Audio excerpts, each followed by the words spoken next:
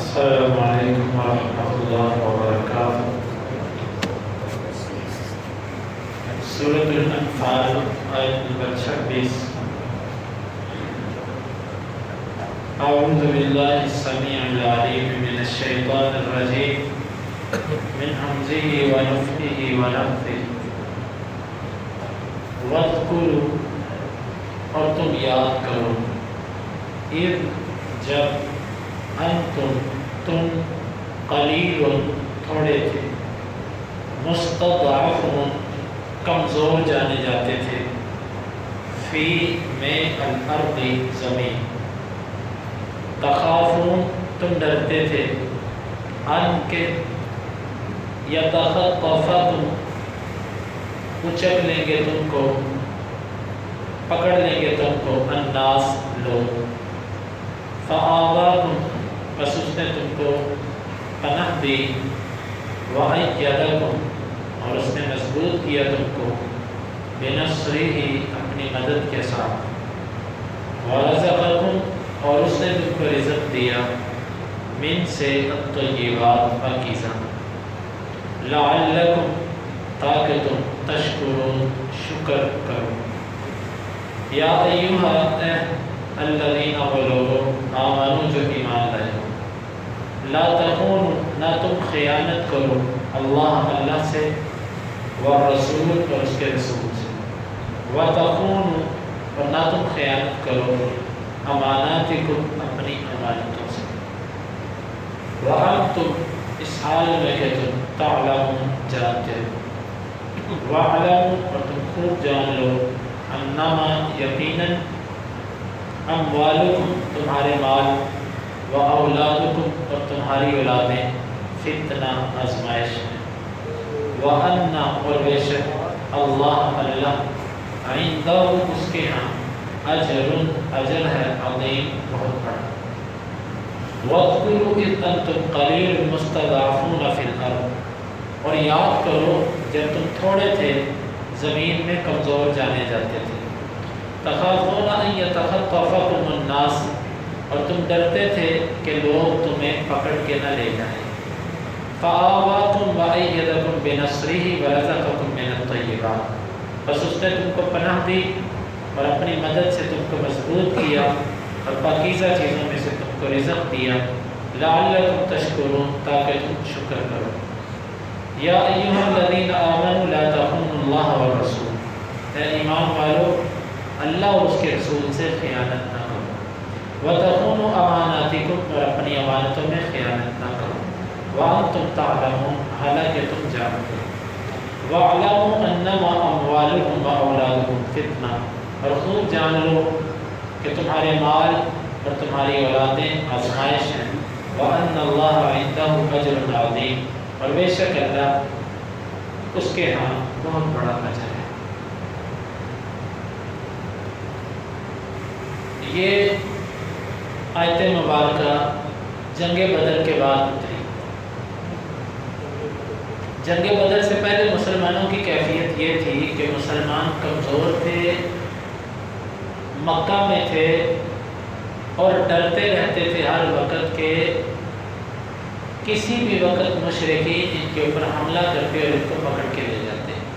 یتخطفکم الناس، الناس سے مراد یہاں پر مشرکین، یعنی تم یاد کرو اس وقت کو کہ جب تم کمزور تھے مکہ میں اور تم ڈرتے تھے، مشرکین سے بھی تم کو ڈر رہتا تھا اور باہر کے شہروں سے بھی تم کو ڈر رہتا تھا، کوئی ایسی جگہ نہیں تھی کہ جہاں پر تمہیں کوئی پناہ مل سکتی، تم ڈرتے تھے، تو پھر اللہ تعالیٰ نے تم کو پناہ دی، یعنی مدینہ ایک محفوظ جگہ تھی جہاں پر تمہیں ہجرت کروائی، وَأَيَّدَكُمْ بِنَصْرِهِ اور اس نے تمہیں اپنی مدد سے مضبوط کیا، یعنی جنگ بدر کے اندر فرشتے اتارے جنہوں نے کافروں کو جو ہے وہ ذلت میں شکست دی، اللہ نے تمہارے ہاتھوں کو شکست دلوائی، یہ اللہ نے تمہاری مدد کی، وَرَزَقَكُمْ مِنَ الطَّيِّبَاتِ اور پاکیزہ چیزوں میں سے رزق دیا، یعنی مال غنیمت بھی اس میں شامل۔ تم غریب تھے، تمہارے پاس کچھ نہیں تھا، اللہ نے وہ مال غنیمت تمہارے لیے حلال کر دیا جو پہلی امتوں کے لیے حلال نہیں تھا۔ ہمارے نبی کریم صلی اللہ علیہ وسلم سے پہلے مال غنیمت جو ہوتا تھا اس کو ایک جگہ پہ اکٹھا کیا جاتا تھا، آسمان سے آگ آتی تھی اور وہ مال غنیمت کو جلا کے رکھ دیتی تھی، یہی مال غنیمت کی قبولیت کی علامت ہوتی تھی۔ لیکن اللہ تعالیٰ نے نبی کریم صلی اللہ علیہ وسلم کے لیے اس مال غنیمت کو حلال کر دیا اور فرمایا وَرَزَقَكُم مِّنَ الطَّيِّبَاتِ، تمہیں پاکیزہ چیزوں سے رزق دیا، مال غنیمت وافر کر دیا، تمہارے لیے حلال کر دیا۔ یہ تین قسم کے انعامات اللہ نے آپ پر کیے، جگہ دی، مدد کی، رزق دیا۔ اور اب تم اس وقت کو یاد کرو جب یہ تینوں چیزیں تمہارے پاس نہیں تھیں، تم کمزور تھے اور انتہائی کمزور تھے، اللہ نے تمہیں یہ نعمتیں عطا کی۔ یہ کیوں عطا کی؟ لعلکم تشکرون، تاکہ تم شکر کرو۔ اس آیت کا مطلب یہ بنتا ہے کہ جب اللہ تعالیٰ بندے پر نعمت کرے تو اس کو اپنا تنگی والا وقت نہیں بھولنا چاہیے۔ اللہ نے اگر مالدار بنا دیا تو اپنا ماضی نہیں بھولنا چاہیے۔ اللہ تعالیٰ نے علم دے دیا تو ماضی نہیں بھولنا چاہیے۔ اللہ نے اگر نیکی اور تقویٰ کی توفیق عطا کر دی، نمازی بنا دیا، پرہیزگار بنا دیا، تو اپنے جاہلیت کے زمانے کو نہیں بھولنا چاہیے۔ اس سے انسان کے اندر پھر تکبر نہیں آتا، اللہ کا شکر ادا کرتا رہتا ہے، انسان توازن کے اندر رہتا ہے۔ یہی اس آیت مبارکہ کے اندر بیان کیا جا رہا ہے۔ اور ایک اس کا معنی بعض مفسرین نے کہا کہ اس سے عرب قوم مراد ہے، پوری کی پوری عرب قوم کو خطاب کیا جا رہا ہے کہ تم اس وقت کو یاد کرو جب تم کمزور تھے اور انتہائی کمزور تھے۔ اللہ رب العالمین نے تم کو عزت دی کہ عربوں کو پھر اللہ تعالیٰ نے پوری دنیا پر غالب کر دیا۔ یعنی کہ ایک وقت وہ تھا کہ تم عرب لوگوں کو کوئی عزت کی نگاہ سے نہیں دیکھتا تھا، بڑی بڑی طاقتیں تھیں جن کے نام چلتے تھے، رعب اور دبدبے تھے جس کی وجہ سے وہ انہی کی طرف سب کے سب لوگ ملتفت تھے۔ پھر اللہ تعالیٰ اسلام لے کر آیا تمہارے پاس، اس اسلام کی وجہ سے اللہ نے تم کو دنیا میں عزتیں عطا کر دی۔ واللہ ہم دیکھتے ہیں، ہم قرب و جوار میں ایسے لوگ کہ جن کو اب تک دنیا حقیر سمجھتی تھی کہ یہ مولوی، یہ پگڑیوں والے، یہ کیا ہے، لوگ ان کی طرف دیکھنا پسند نہیں کرتے تھے۔ اب آپ دیکھ رہے ہیں کہ پوری دنیا کا وہ مرکز نگاہ بنے ہوئے ہیں، پوری دنیا کی نظریں ان پر لگی ہوئی ہیں، پوری دنیا اس طرف ہے کہ یہ کیا کرتے ہیں، یہ کیا کریں گے، یہ کیا نظام چلائیں گے، پوری دنیا۔ اور انہوں نے پوری دنیا کو یہ ثابت کر دیا کہ تم جج بننے کے لیے اور وکیل بننے کے لیے یہ جو تم انگریز اور کفر کے نظام کو پڑھتے ہو نا، اس سے اسلامی جج نہیں بنتا۔ اسلامی جج اور قاضی بننے کے لیے قرآن اور حدیث کا علم ہونا کافی ہے۔ اور یہ جو وزیر اور مشیر بننے کے لیے تم نے غیروں کی ڈگریاں اپنے لیے لازم کرنی ہے نا، ان ڈگریوں کو بغیر بھی یہ سب کچھ ہو سکتا ہے۔ وہ ہیلی کاپٹر جس کو چلانے کے لیے تم پتہ نہیں کتنے سال کی ڈگریاں لیتے ہو، وہ اللہ ان کے ہاتھوں بھی چلوا سکتا ہے کہ جن کو اپنے نام کے سائن بھی نہیں کرنے آتے۔ اتنی بڑی بختر بند گاڑیاں جس کے لیے تم نے اتنی تعلیم دلوائی اور اتنی تم نے ان کے مشقیں کروائی، وہ بغیر مشقوں کے بھی وہ جٹ اور وہ بدو قسم کے لوگ ان ٹینکوں پر بیٹھ کر ان کو چلا رہے ہیں۔ تم کیا سمجھتے؟ تم یہ کہتے ہو کہ یہ دنیا چلانے کے لیے یہ کچھ چاہیے۔ اللہ نے دنیا کا منہ بند کر دیا کہ دیکھو یہ وہ لوگ کہ جن کو تم جاہل اور پتھر کے زمانے کا لوگ کہتے ہو، یہ ساری ٹیکنالوجی ان کے قدموں کے نیچے پڑی ہے۔ اسلام کے ساتھ اللہ نے عربوں کو عزت دی، اور آج اگر کچھ لوگوں نے اسلام کو اپنایا تو اللہ نے ان کو اسلام کے ذریعے سے دی۔ ہماری عزت بھی اسلام کے اندر، کافروں سے دوستی کرنے میں نہیں، ان کی غلامی کرنے میں نہیں ہے، ان کی تعلیمی نظام کو اپنے ملک میں رائج کرنے میں اور ان کی نقالی کرنے میں اور ان کا کلچر اور ان کی ثقافت کو اپنے ملک میں لانے میں عزت نہیں ہے۔ عزت ہے قرآن اور حدیث پر عمل کرنا۔ اللہ تعالیٰ نے تم پر یہ سب، اور دوسری طرف اب آ جائے نعمتوں کی طرف کہ اللہ تعالیٰ نے یہ سب کی سب نعمتیں تم کو دی۔ اس میں اشارہ عقیدہ توحید بھی دیکھ لیجیے کہ یہ جو کچھ آپ کو ملا یہ اللہ نے دیا۔ ہمارے ادھر بیٹوں کے نام تک رکھ دیے جاتے ہیں، پیرا دیتا، یہ سب تمہارا کرم ہے آقا کہ بات اب تک بنی نہیں۔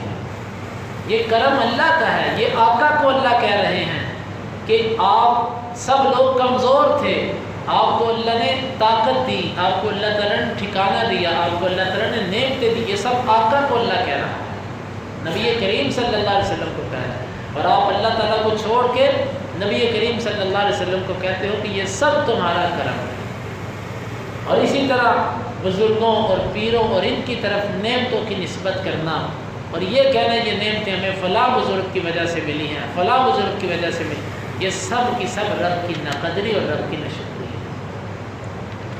نعمتیں اللہ ہی کرتا ہے، بزرگ ہو کہ کوئی عامی ہو، ان پر بھی انعام اللہ کی طرف سے ہوتا ہے۔ یہ امت کے بہترین لوگ تھے، اور امت کیا مخلوق کا بہترین سب سے عظیم نبی ہے، اللہ ان کو کہہ رہا ہے کہ آپ پر یہ نعمتیں ہم نے کی۔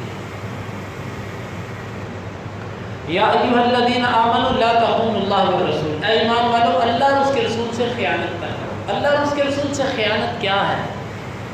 اللہ کے حکموں کو نہ ماننا اور اللہ کے رسول کے حکموں کو نہ ماننا، یہ خیانت ہے۔ اب میں اور آپ دیکھیں کہ ہم کتنی خیانت کرتے ہیں۔ نبی کریم صلی اللہ علیہ وسلم کی سنت سے، اللہ کی کتاب سے ہماری خیانت کتنی زیادہ ہے۔ اللہ نے کہا کہ ایمان والو یہ خیانت نہ کرو۔ خیانت سے مراد اللہ کے جو حکم ہیں ان کی نافرمانی نہ کرو، اور اللہ نے جن چیزوں سے روکا ہے اس کو نہ کرو۔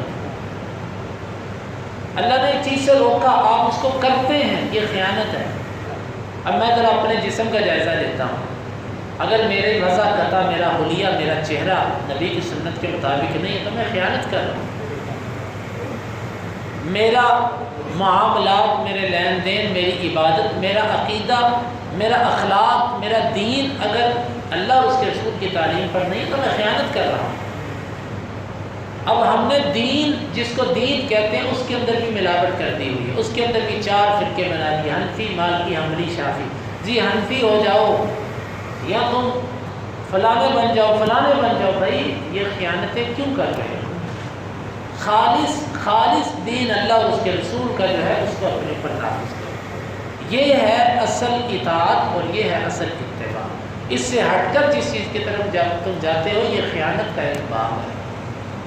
تم خیانت نہ کرو اللہ اور اس کے رسول سے، وَتَخُونُوا أَمَانَاتِكُمْ، اور اپنی امانتوں کے اندر بھی خیانت نہ کرو۔ امانت کا مفہوم بڑا وسیع ہے، امانت کوئی چھوٹی چیز نہیں ہے۔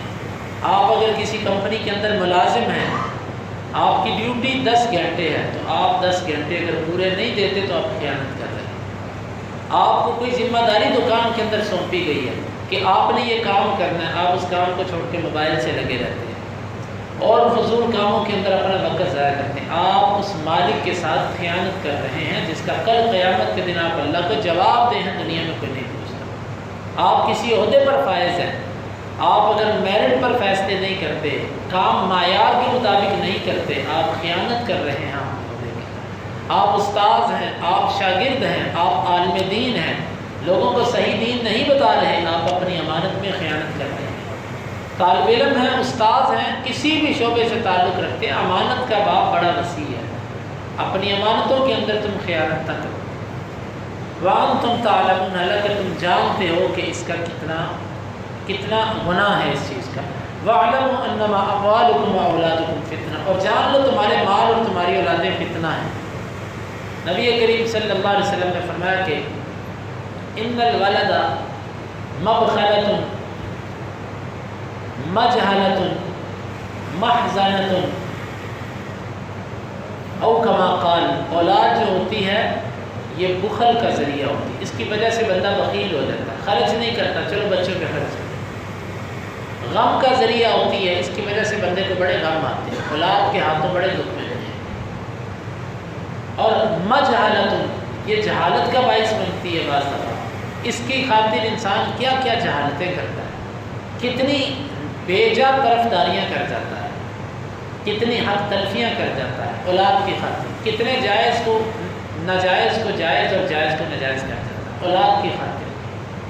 اس سے فرمایا کہ تمہارے مال اور تمہاری اولادیں فتنہ ہیں، تمہارے لیے یہ مشکل بنائیں گی، ان سے محبت ضرور کرو لیکن اسلام کی حدود کے اندر رہ کے۔ ایسا نہ ہو کہ یہ دونوں تمہیں اسلام کی حدود سے باہر لے جائیں، اور یقیناً یہ دو چیزیں ہی ایسی ہیں کہ جو انسان کو فتنے کے اندر مبتلا کریں گے۔ وَأَنَّ اللَّهَ عِنْدَهُ أَجْرٌ عَظِيمٌ، اور اللہ کے ہاں بہت بڑا اجر ہے۔